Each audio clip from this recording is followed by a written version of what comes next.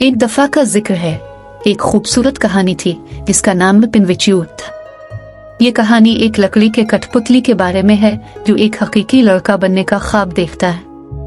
कहानी एक छोटे से गांव में शुरू होती है जहां एक नेक दिल और बोरा बड़ाई जपटू रहता था। अपने तन्हाई के दिनों में जपटू ने एक खूबसूरत लकड़ी की कठपुतली बनाई और उसका नाम पिनविचियू रखा।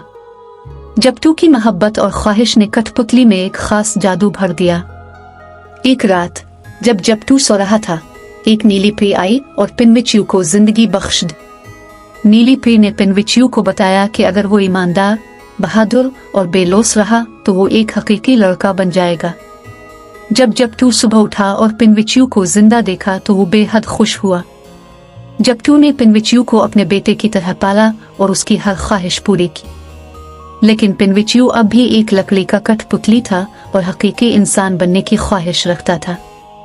एक दिन जपटू ने फैसला किया कि पिनविचियू को स्कूल भेजा जाए ताकि वो तालीम हासिल कर सके और एक अच्छा इंसान बन सके। लेकिन रास्ते में पिनविचियू मुख्तलिफ लोगों से मिला जिन्होंने इसे बहकाने की कोशिश की। पिनविचियू उनकी बातों में आ गया और स्कूल जाने के बजाय उनके साथ चला गया। पिनविचियू के गलत फैसलों ने इसे मुख्तलिफ मुसीबतों में डाल दिया। इसे एक कठपुतली तमाशा करने वाले ने पकड़ लिया और अपने सर्कस में शामिल कर लिया।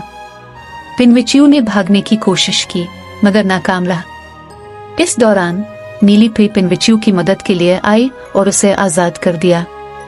उसने पिनविचियू को सिखाया कि सच्चाई और ईमानदारी उसकी ख्वाहिश को पूरा करने के करीब लाएगी। पिनविचियू ने यह बात समझ ली और वादा किया कि वो कभी झूठ नहीं बोलेगा और हमेशा नेक काम करेगा। एक दिन जपटू पिनविचियू की तलाश में समंदर की तरफ गया और एक बड़ी व्हेल के अंदर फंस गया। जब पिनविचियू को इसका इल्म हुआ तो उसने बहादुरी से समंदर में गोता लगाया ताकि अपने बाप को बचा सके।